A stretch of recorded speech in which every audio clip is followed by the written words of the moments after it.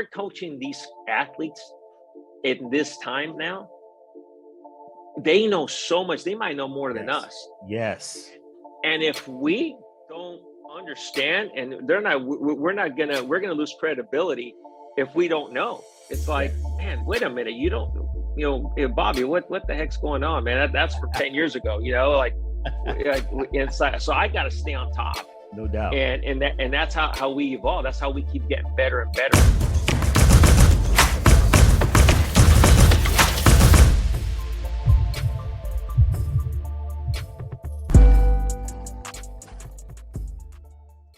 Hope everybody's doing well. Welcome to the All Things Performance Podcast. This is Josiah Igono with my co-host, Derek Devine. Derek, how we doing today, man? You all right? Yes, we're up early today. I like it. We're in the game. Hey, we have no choice, bro. Hey, no man ever rises to low expectations. So we have that is, nonetheless true today. We have a special guest, Bobby Magallanes, assistant hitting coach for the World Series champions, Atlanta Braves. Bobby, man, how are you doing this morning? I'm doing great, Josiah. Thanks, man. Appreciate it. Doing good. Yeah, man, I'm excited to have you on here. I think it was a few years ago. I met you through a mutual friend, and it revolved around baseball, and it revolved around psychology, and what you were doing, for your graduate work, and just following your career and your path. It's just been really cool to watch, and obviously culminating in the World Series. We're going to be talking about that today. But man, what's going on in your world these days? How's life? How's the family, man? How's the grind going for you? Thank you. First of all, it's going well. Yeah, you're right. It's a grind. It's a long season, and we're getting ready here for the All-Star break here soon. But the family's well. They miss me a lot. That's the toughest part. Toughest part about this job is being away from my family, and it's difficult. But again, it's through God. It's our relationship with God that keeps us. That keeps that going, that keeps us strong in that. And they're doing well. They're going to get to see me here soon, next couple of days. But again, like you said, it's a grind, and we're just grinding through. No, I hear you on that. A lot of people, it's easy when you look at the sport of baseball, right? It's one of those things where on every team,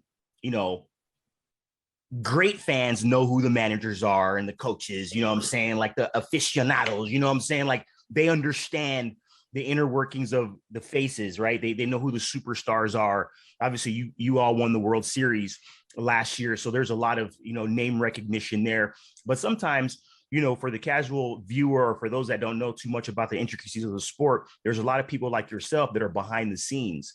And for you want to talk about, a grind, a journey. I believe we use those terms sometimes loosely. It took you 30 years, if I'm not mistaken, 30 or 31 years to get to the big leagues. And before we, what I'm saying? Like, I want to start there and kind of work backwards in our conversation. Talk to us about that journey and how that unfolded. And then, we'll just start from there, man. Well, I was drafted to play professional baseball in 1989.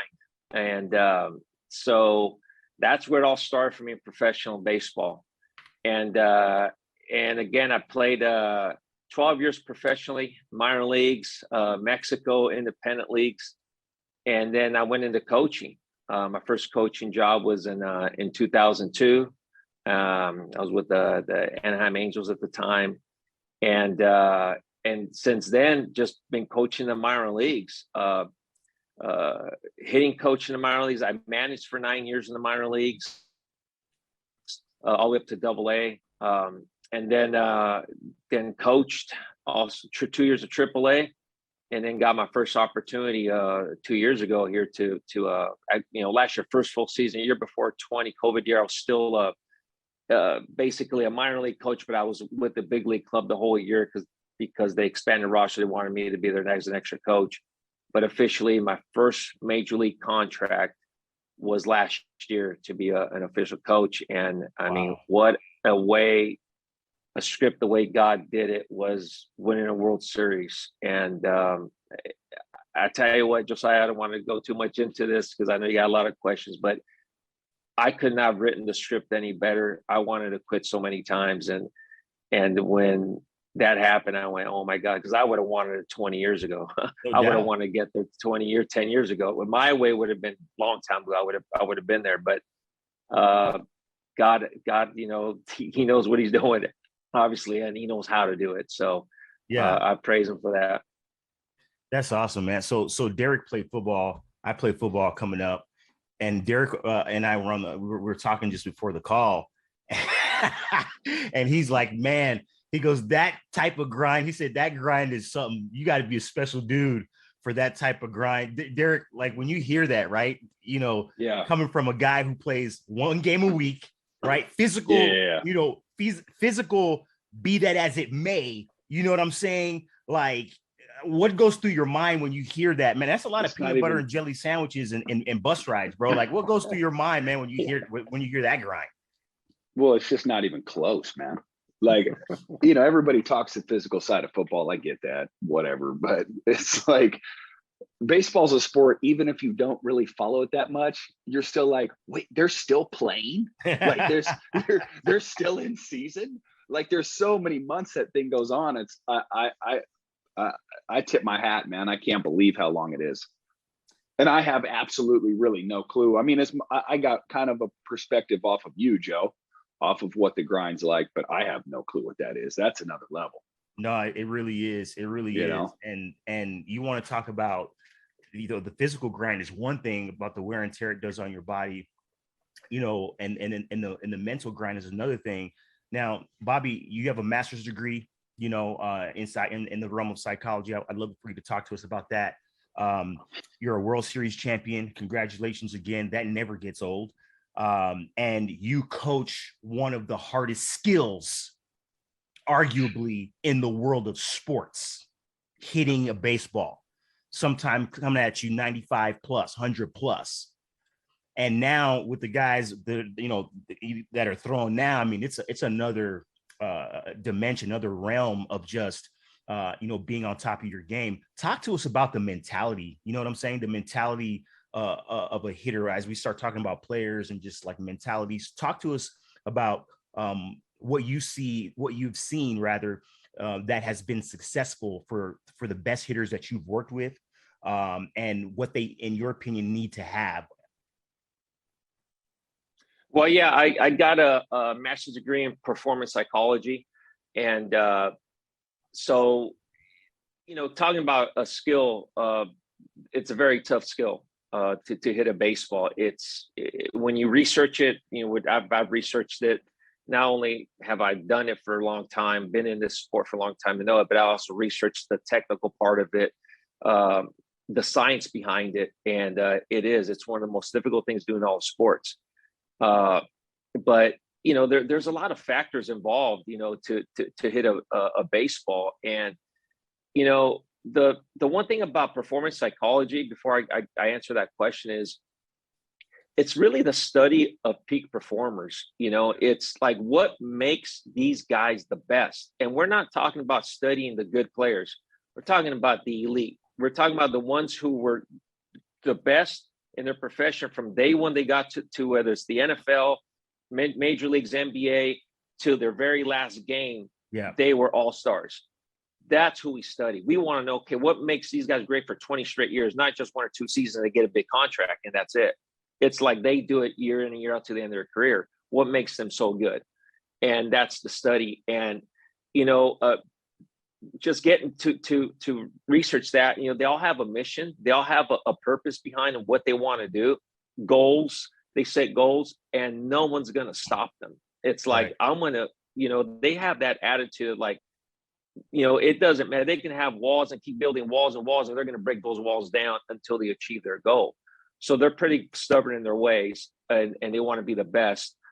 And, but again, in baseball, it's guys who are mentally strong.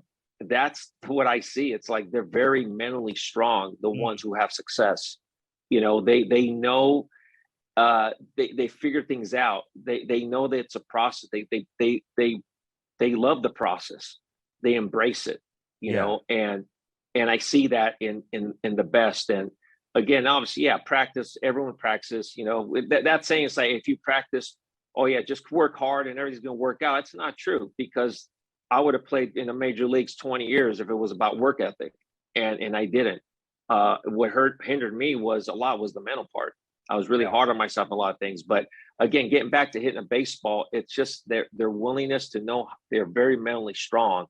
And a thing too, they keep things simple. A lot of guys, the best, I see how they just can go to the next step bad. They can put things away, a bad game. They know how to come back the next day, and they just put that away. Okay, I got to live in the moment, and they keep things simple.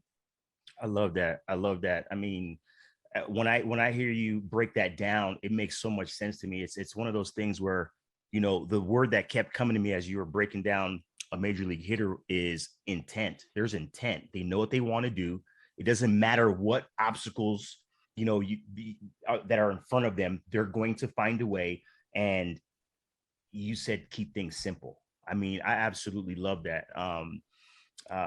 When you look at I want to go back to the journey, right?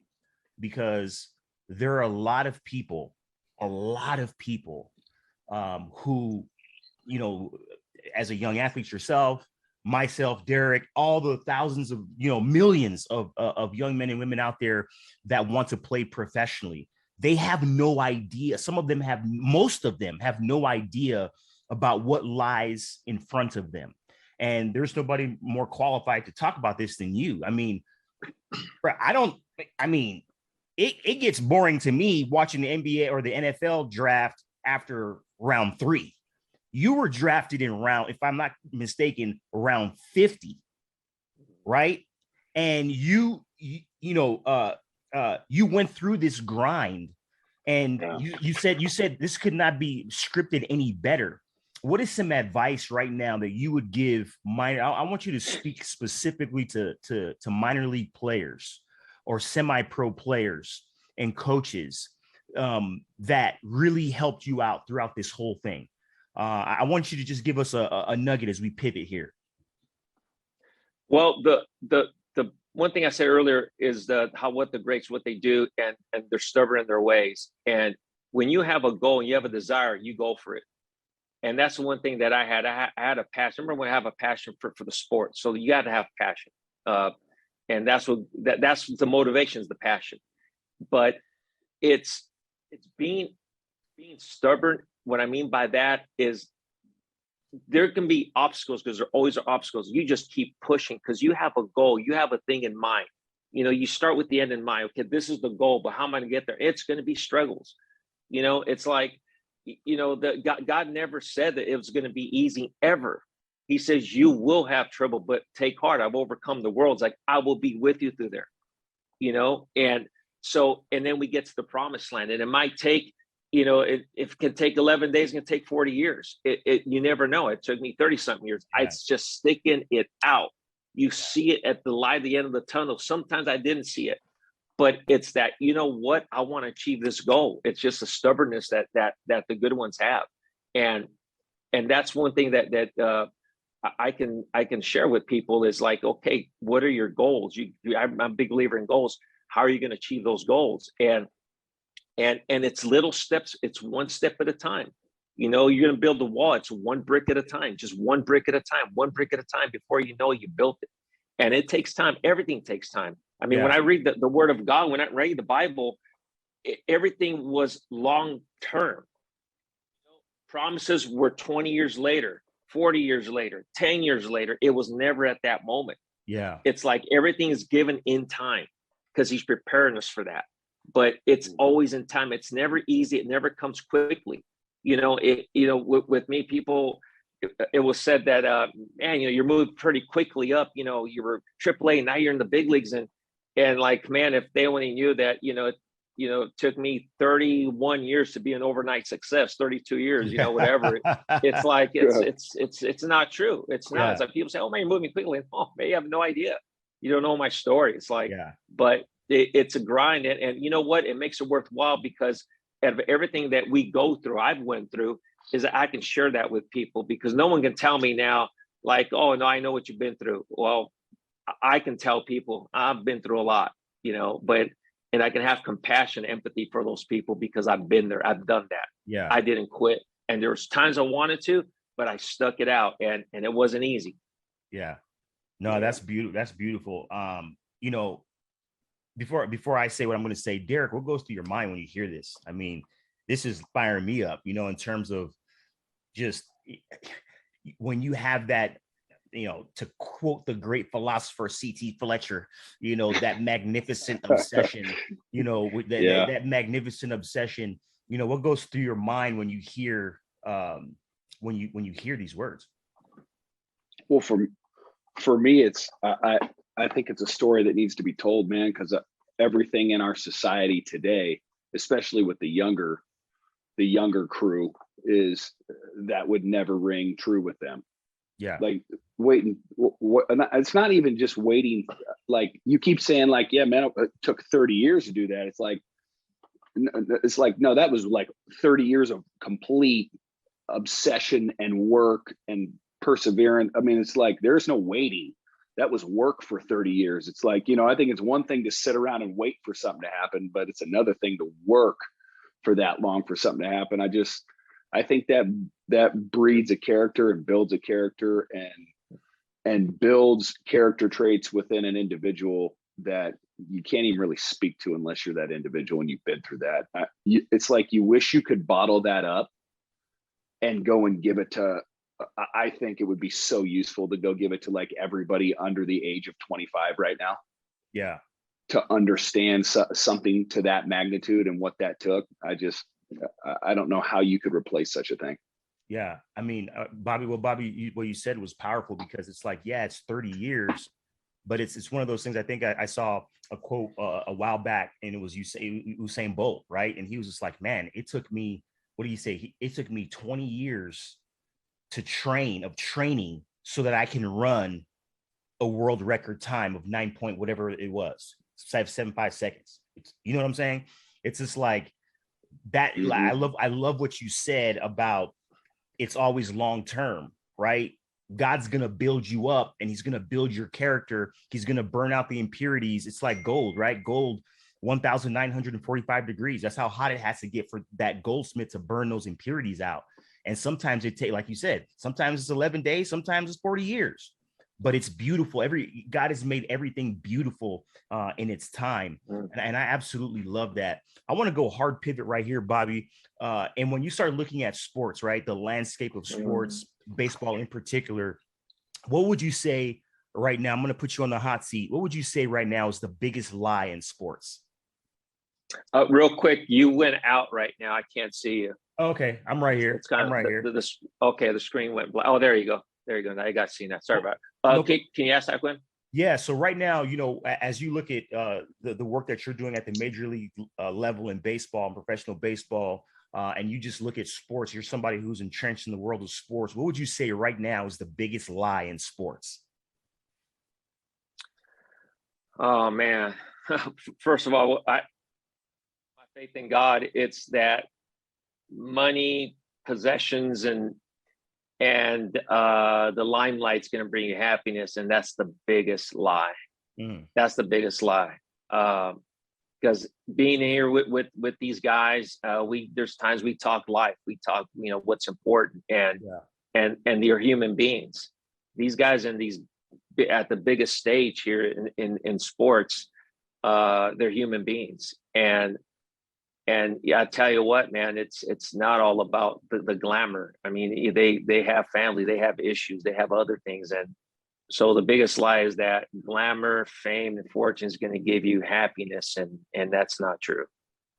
Yeah. Yeah. It reminds me of somebody who's functional, right? We've heard the term like functional alcoholic and functional this, functional that. I want you to tell us, not necessarily your remedy, but what you've seen work with somebody who's functional, who's just getting by, right? Doing what they got to do, consuming whatever vice they have to consume, doing what they got to do to get by, versus somebody who is functioning well, right? What are your thoughts on that in terms of the athletes that you've been around. I mean, pro baseball is 162. You got to get up every day. Like, what have you seen that works and what doesn't work with somebody who is functional versus somebody who is functioning well and at a high level? Well, as I said earlier, about keeping it simple, but baseball, it's a grind. First of all, 162 games, it is a grind. It's every day. There's hardly any recovery time. So you're gonna have aches, pains. You're gonna have days where, as a player, it's like, man, I'm hurting, but you post, you get up and you check in every day, and you're in there playing. But they all take care of it's taking care of their bodies, taking care of their minds, taking preparation. That's the one thing, the professionals, and they prepare. And the ones that like I said, it's like, to me, it's like it's everything included. It's taking care of your body, your mind, okay, and your health. I mean, everything. I mean, eating well, what you put in it, as well as how you work out. But what functions is taking care of their bodies, taking care of their mind. It's all of it together, and what they eat, because recovery, we're playing every day. This is way back, and Derek, I don't know if you've heard this quote or you heard about, but Deion Sanders, way back in the day, he played two sports at the same time, major leagues and NFL, and one of the greatest athletes in the history of sports. But he ended up going full-time football. And wow, I mean, he was doing really well in baseball. And then they asked him, why would you pick? He just said he's going to pick a sport. And they asked him, why would you pick football? And he ended up saying it was easier on my body. Yeah. And that was like, wow, man. He says, I just couldn't go for a full season in baseball like that. Spring training is a month and a half. Then you got a full season. And if you're on a team like the Braves that were going through World Series, I mean, it's 8 months non-stop. Hardly any days off. I mean, and he just says his body couldn't do it. And I think you guys would just weed people out with the schedule. Like, I mean, that is unbelievable, man. And then you start thinking about, you talking about some guys play 15, 20 years. I mean, that's unbelievable to me. It is. I agree with you. It's tough, but again, you only got to be physically, take your body, take care of your bodies physically, but it's mental. I mean, that's mental strength. That's where I'm like, man, to stay on top of your game for that long and grind it out. It's not easy, especially when you get to the World Series, you get to the playoffs, postseason, then the World Series, guys are running on fumes. Is like, after that World Series is over, it's like everyone's celebrating. You're like, oh gosh, it's like now, your body aches and parts you didn't know you had muscles in it. It's like, man, it's like everything's hurting now because you shut it down mentally. You finally can relax. But it's a grind. But yeah, it's taking it. Those guys who do well, it's they take care of all those three areas: mind, soul, spirit. They take care of that, and you got to take care of your bodies and your mind to play that long. That's great. No, that's great. I love how you said it. It's you can't. There's no separation. I tell guys all the time. It's like you got one tank. You know what I'm saying? And you got to be careful. Where your energy is going, and you said it right there. It's like it's everything: mind, body, spirit. And speaking about the mind, speaking about the spirit, because Bobby, you're a man of faith. And you're also a very intelligent man. You are an avid note taker. From what I understand, you're an avid note taker, and you love books, right? You love to read. Talk to us real quick about why that's important to you, and what that does to you. It's not only a professional, but as a person. First of all, taking notes. I do it just because I don't have that memory that, like, man, people can just boom. I write everything down because I know I'm going to forget this, and I go over those notes like, okay, now I have a plan. And by writing notes and writing stuff down, you memorize things more. Taking notes is like, we can listen to podcasts, but when we start writing notes down and nuggets and all that, it's like that helps us understand the material more. Yes. so yeah, so it's that's the one thing that helps me out personally is taking notes. And I like taking notes. And I do that even when I talk to hitters, like they'll tell me something in the cage, and like, okay, and I listen to their heart. I'll try to put it on my notes in my phone what we talked about, because I want to make sure that I don't forget that those are things that that help this hitter out, little things that we can, reminders now for me for when they're struggling. Hey, remember you said this. So like, oh, that's right. Good. We talked about that. Like that's right. Good. Now we don't deviate, because they go, okay, it's this. Now it's that. Now what, I want to work on this. Hold on, we're not going to be going to one thing and then being consistent. Let's go to what's working. And look, when you were going well, this is what you were doing. This is what you were thinking. This is what you were saying. So anyways, I take notes. And reading is knowledge, man. Reading is power. I hated reading when I was younger. The thing is, it wasn't until I got older, that's when I started reading. And now I love it. It's my hobby. I love to read. I'm constantly reading, and I love to, and I research. I'm curious. I love to research. I'm always researching things. And especially nowadays with technology, everything's at our fingertips. When we're coaching these athletes in this time now, they know so much. They might know more than us. Yes. And if we don't understand, and we're gonna lose credibility if we don't know. It's like, man, wait a minute, you don't, Bobby, what the heck's going on, man? That's from 10 years ago, like inside. So I got to stay on top, no doubt. And that's how we evolve. That's how we keep getting better and better. So I like to read, and I take notes, and I like to highlight things. But to me, it's power. Reading is power. Reading is knowledge, and note taking is huge, man. It's huge. Yeah. What's the one book? I got a question for Derek here. Bobby, what's one book that you're on lately, right now? Like what are you into? What's been an impactful book lately for you? Well, there was a book that I started reading. It's called The Language of Coaching. I mean, there's quite a few books that I've been reading. And it's by Nick Winkelman. It's really good. It's on cueing, how to cue. It's very important. Like words. It's like, good coaches know how to like little cues. Oh man, I get it now. That's why we got to keep evolving, and the cueing. It's very important. That's one book. The one I'm going right now it's Sacred Marriage. And my wife and I are going through it right now. And it's awesome. It's funny because we've already read this book like 10, 15 years ago. Yeah. And we're redoing it again. And we're going over it with this good friends of ours who are full-time marriage ministry. They're a couple, and we're going together with them, going through this book with them. And it's bringing back even more stuff now. So Sacred Marriage, it's awesome. Cool. So that's what I've been reading. I love asking about what people are reading, because if it's impacting you, then it can impact me, and so and there's literally millions of books out there, and we can't read them all. So if it's really good, I want to know about it. You know what I'm saying? Real quick before we pivot, you were talking about how you have to evolve as a coach, and how you got to be on top of stuff, and the information, the technology. Derek, as a football player, we all know that, traditionally football teams and organizations watch more film than anybody. Like football, we watch film. Like there's so much film in football, right? You breaking down coverages, breaking down tendencies, you're looking at specific players, you're game planning, X, Y, and Z, 1, 2, 3. Derek, I want to come back to Bobby here.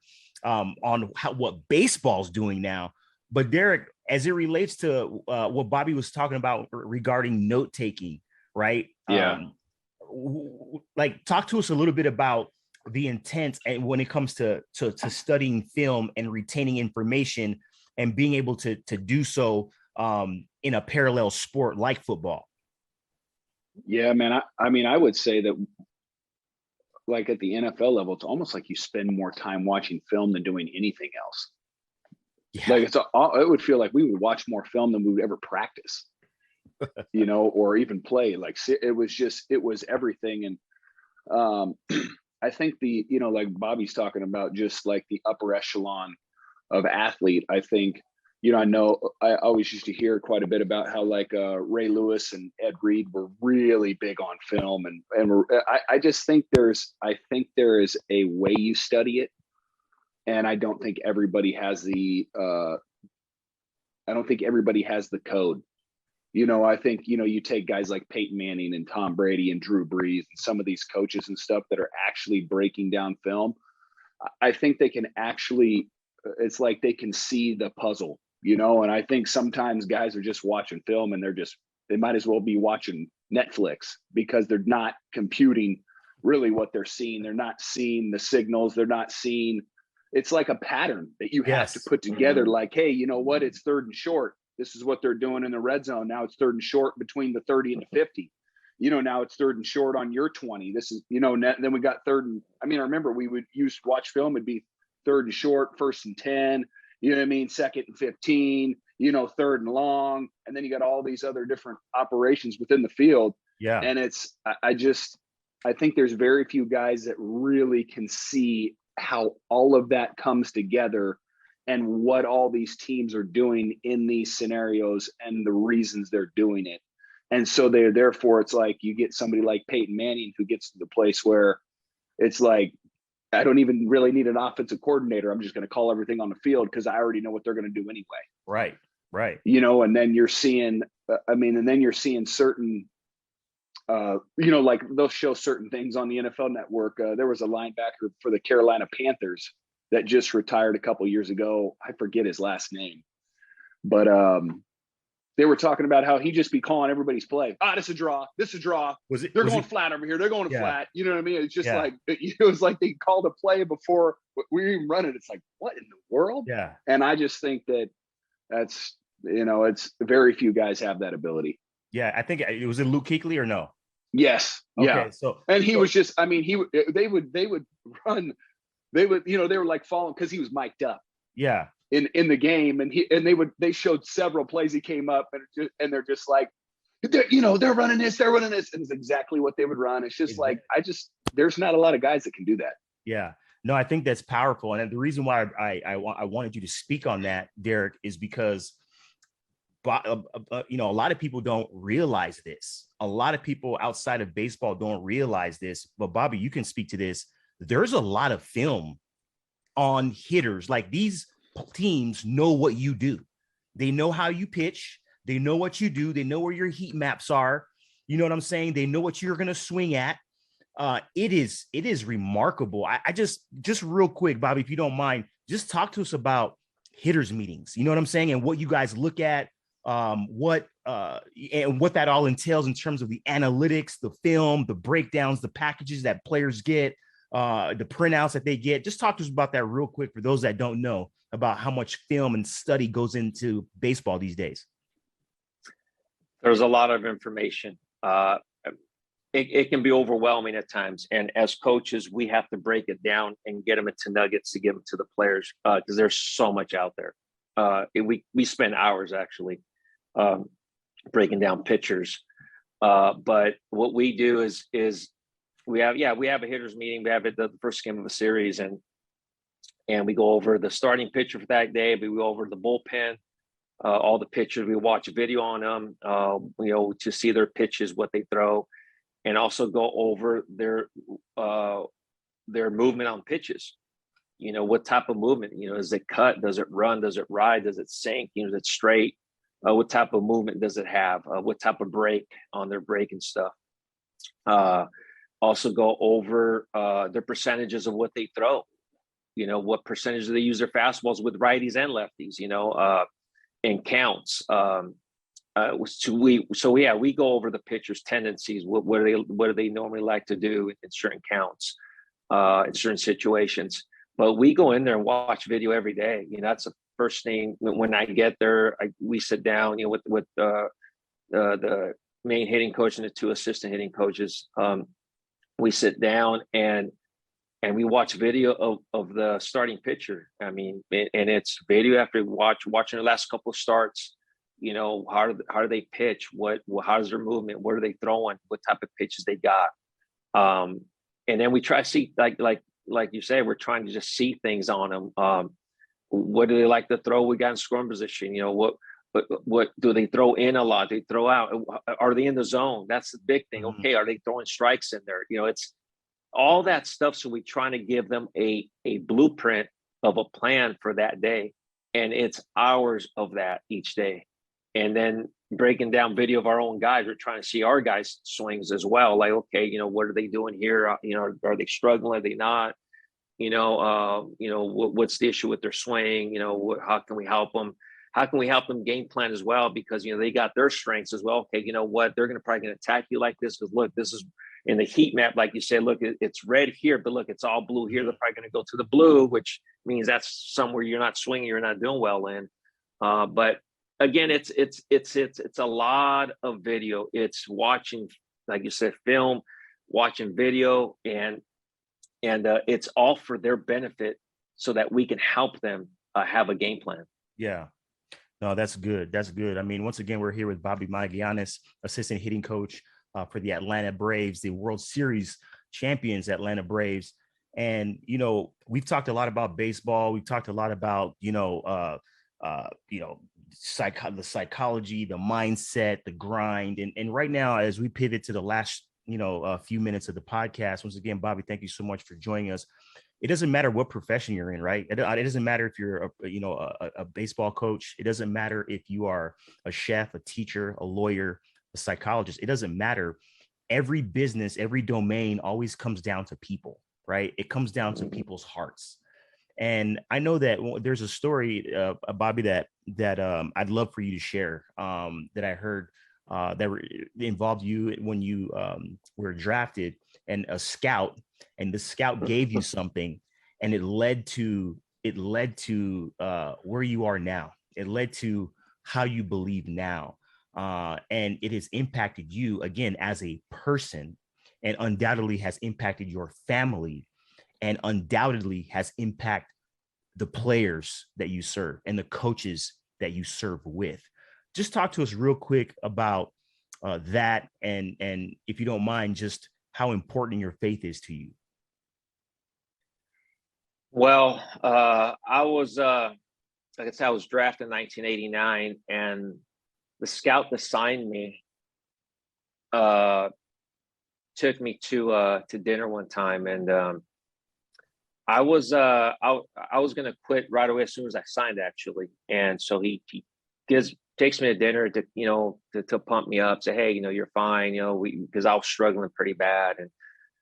And so he takes me to dinner, and as he drops me off at the house, at my house, he goes, hey man, go back to play, man. You'll be fine. He pumped me up, and he goes, hey Bobby, ask me this question. He goes, Bobby, if you die tonight, would you go to heaven? And this was out of the blue, because I'm like, we're talking baseball here. We're talking about, playing baseball and my career and everything, and out of the blue. And I answered yes. And he asked me why. And I said, because I feel like I'm a good person. I feel like I'm, good to people, and, a good brother or whatever. And he goes, I don't doubt that one bit. He goes, but you do know that it has nothing to do with helping. He said, helping an old lady across the street or helping her with her groceries. That's not how you get to heaven. He goes, it's about being born again. And I remember when he said that, I went, oh man, here we go. Another Christian guy trying to, talk Jesus. And so anyways, when he said that, he got a Bible and gave it to me with a workbook. He says, here, I just want to give this to you. And I said, no, thanks. I pushed it away. And I go, no, I'm good. And he goes, it's just the Bible. I'm just trying to give this to you. He goes, no, I'm okay. And he asked me why. I go, because I got my own religion. I told him that. And so, yeah.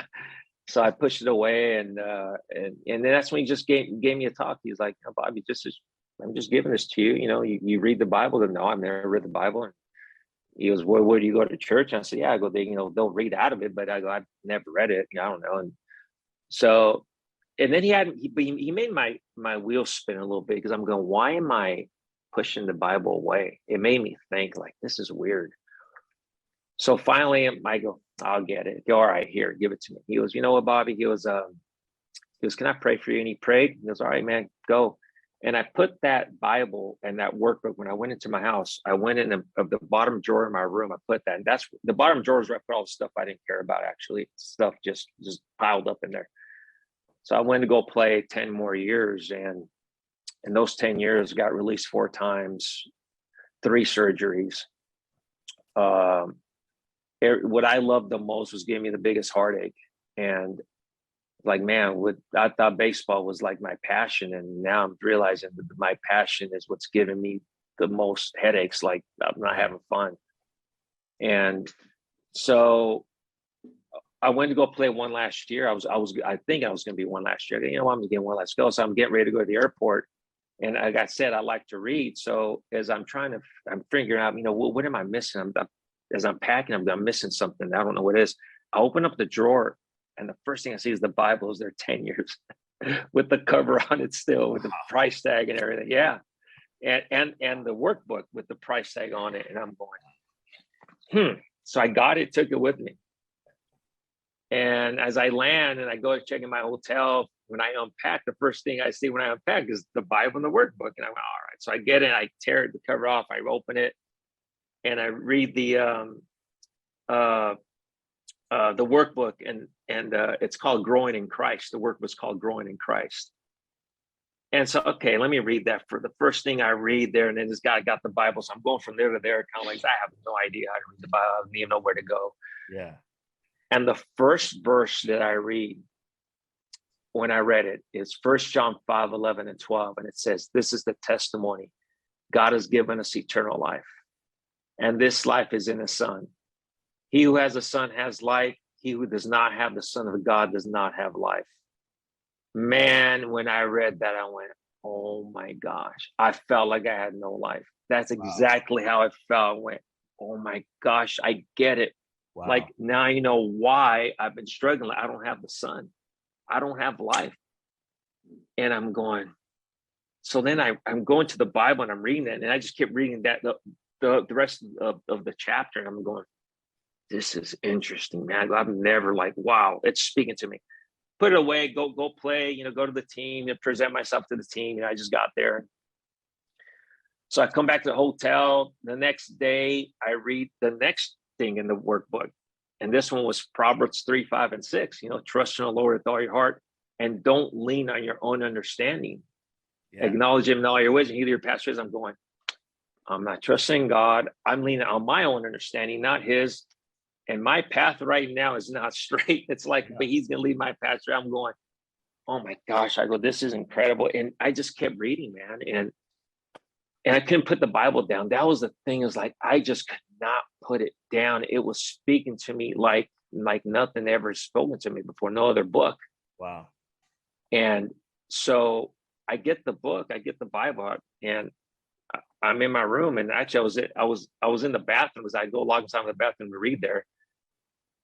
And as I'm there in the bathroom, I get the book, like about 7 days later, and I get the Bible and I put it down on the ground. And I said, if this is true, here I am. I surrender. And that's when I gave my life to Christ. That's, you know, there was no sinner's prayer. There was no this other, there was no altar call. It was just him and I. Here we go. And I've been walking with them ever since. And that's the one thing, Josiah, that scout, you know, Ken Compton, if he didn't have the boldness to give me that, I wouldn't be here talking to you right now. Wow. And that's the things that we're afraid to share. And you know something, this is beyond baseball. God's bigger than baseball or football or any sport. God's bigger than psychology. There's a hurting world out there that we're performing to a broken world. That's the thing. We're playing to a broken world. Yeah. A broken world's coming to see us play every single day and watching us on TV. And it's like, it doesn't make sense. Here we are trying to have a good time, but all these people are broken. It's like, man, this isn't what it's about. Yeah. And that's where, if it wasn't for his boldness and courage, I wouldn't be here. And there's not everyone's going to want to hear it. They're not. You know, they're all, the majority, especially as athletes, we're they're interested, and I include myself, we're interested more in my job. I want to do well because I want to be the best. You know, I might want that contract. I want to be known. I want to be, you know, whatever. And that's not what it's about. It's not about that. And some people don't want to hear it, and that's fine. But I open myself up to where the Spirit leads me and puts someone in my path. Hey man, this is who I am. I'm not faking this. This is me. This is what I live for. Yeah. You know, and some are going to want it, some are not, and it's okay. But I tell you what, if it wasn't for the boldness of that scout, I wouldn't be here. And I'm telling you, his name's Ken Compton, and I credit God for him that he gave me that.